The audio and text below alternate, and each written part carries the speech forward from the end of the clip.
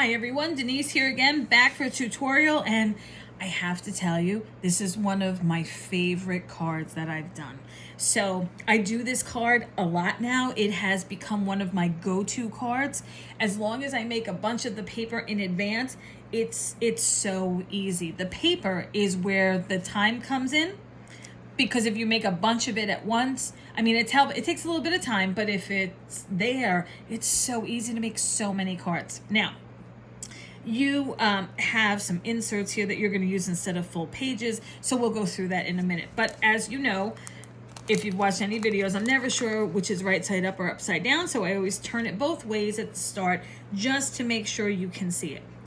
So the first thing that you're going to need is some Dries Clear glue. We use the Barely Arts Dries Clear glue at the store because it comes with all of the little attachments, and it's got a super long needle with it, pin to unstick it, and the fine tip is great. It comes with a regular tip as well.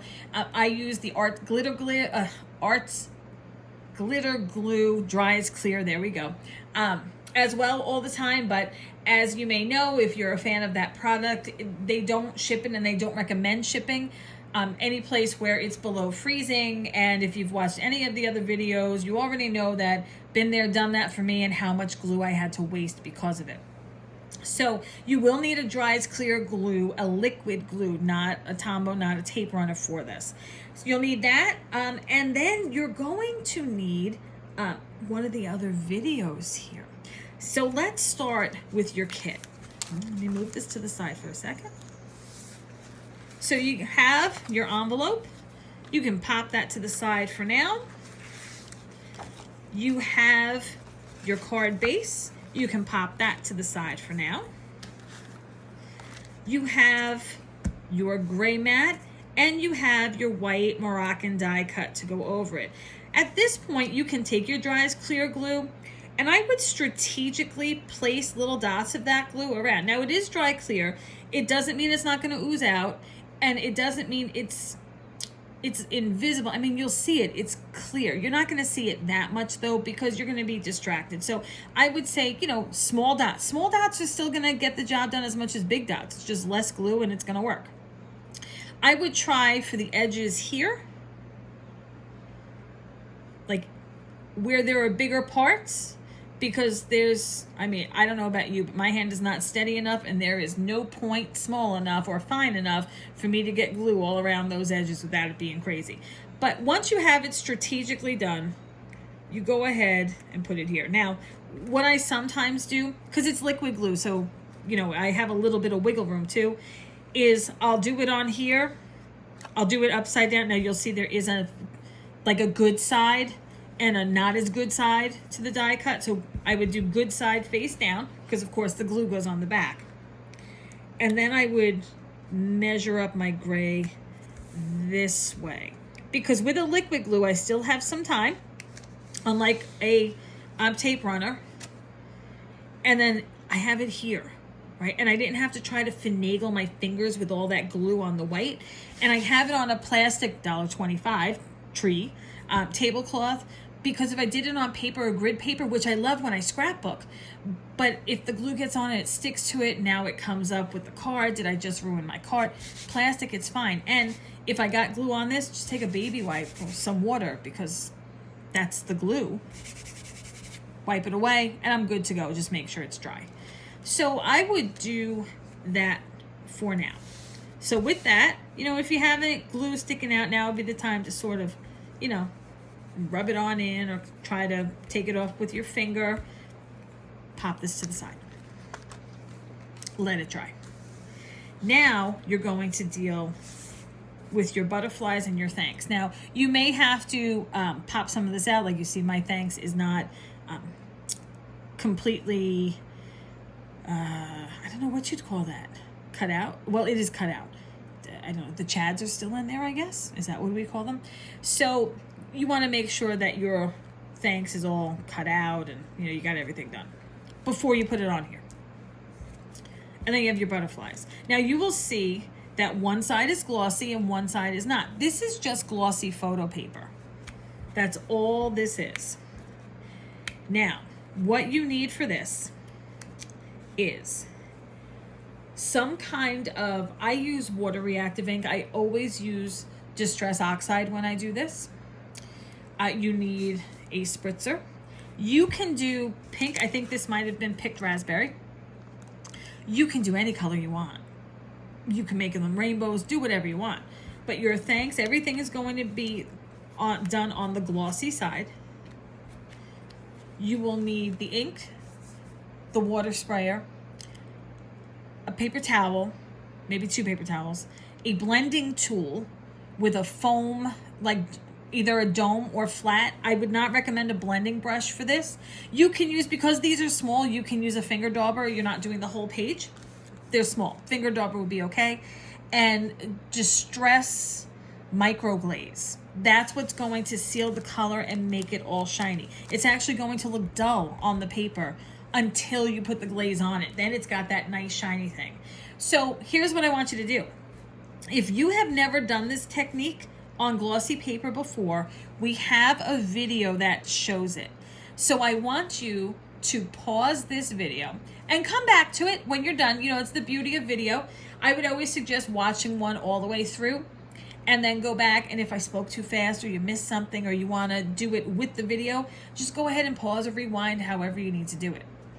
But in this case, I would head on over to the tutorial that we have about, I think we called it smooshing, on glossy paper. But glossy paper is the key. We have one with regular cardstock, and then we have one talking about this with glossy paper. And glossy paper is the one because it's a little bit different. That's why you want to make sure you get the right one.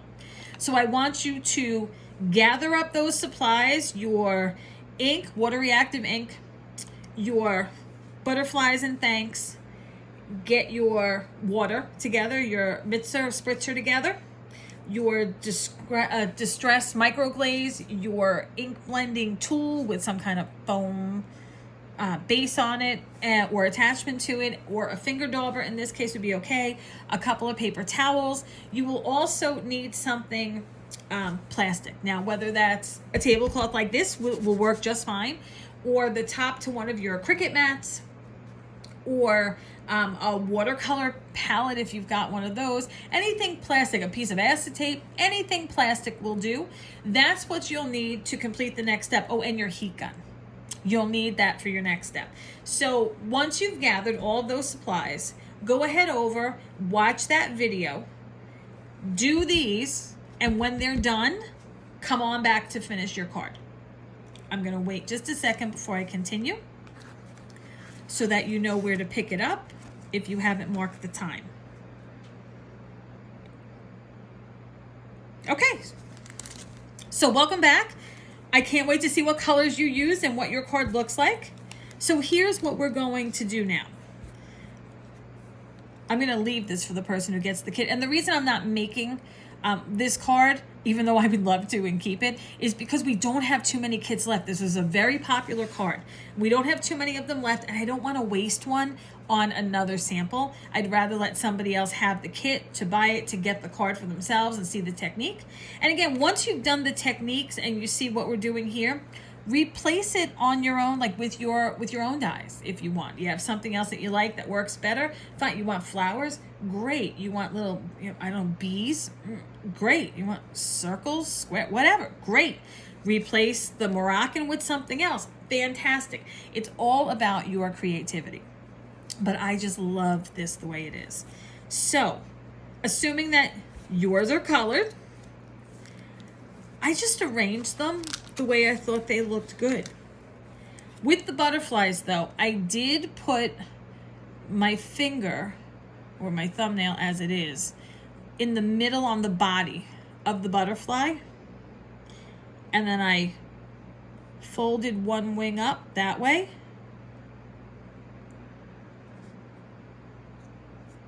And then I did it on the other side. So that what I end up with is a butterfly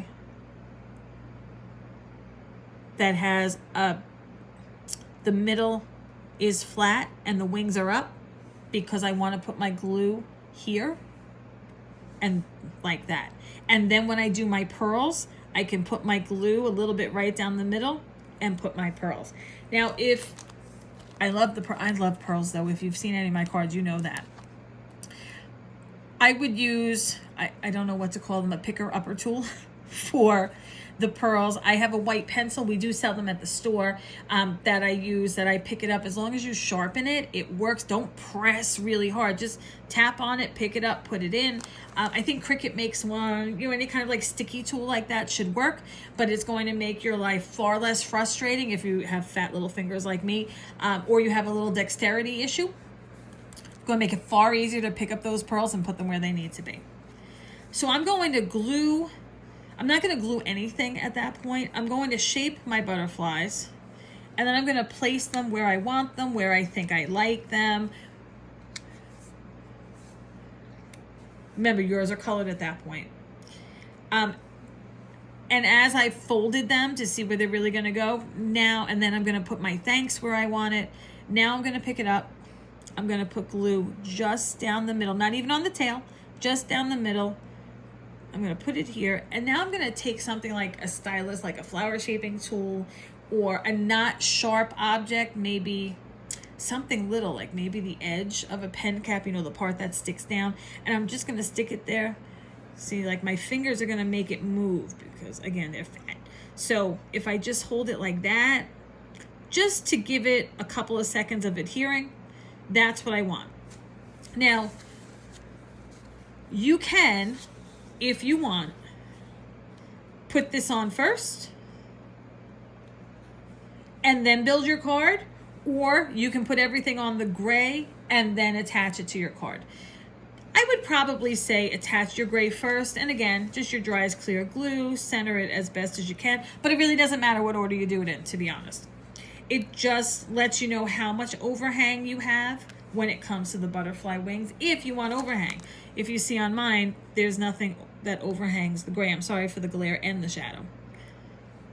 So it doesn't matter which way. I would, though, wait until everything is dry to transfer it back onto the card base if you did it separate. So once you've glued down all of your butterflies, put some glue down the middle and pop in your pearls. And then don't forget about your thanks or your sentiment. Now, in the larger butterflies, I'm going to turn it this way. In the larger butterflies, I have 3 pearls, and they are right on top of each other. They're like right in a row, 1, 2, 3. In the medium, I still have 3. In the 2 smallest, I only put 2 because that's all that really fit in the one anyway. In the second one, it just didn't look right when I did 3.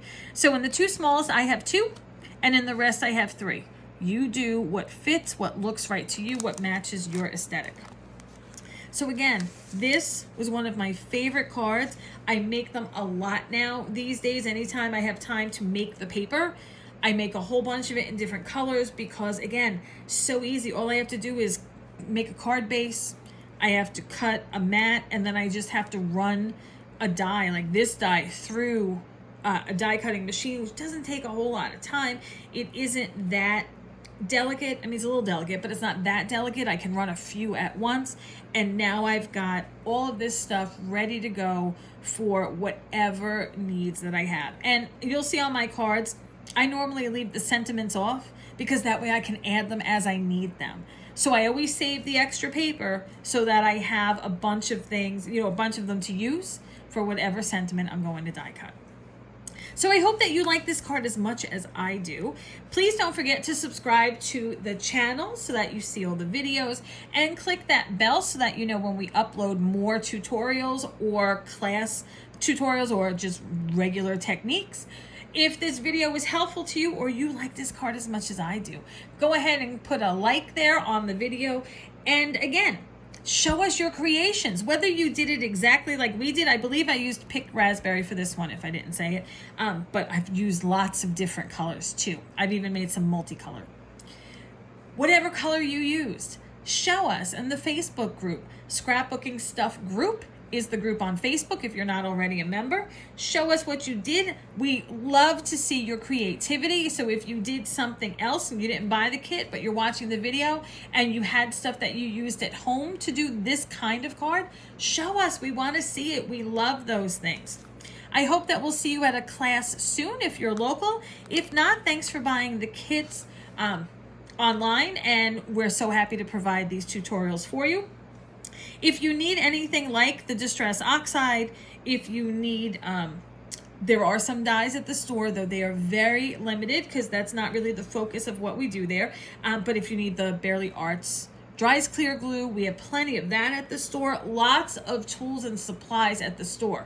So if you need anything like that, be sure to go to licraftstop.com and go ahead and order the stuff online. Christina will get it out to you. But if you have any questions about anything, be sure that you tag Christina in the Facebook group. All right, can't wait to see your creations. Thanks for joining us today. Hope to see you soon. Bye, everyone.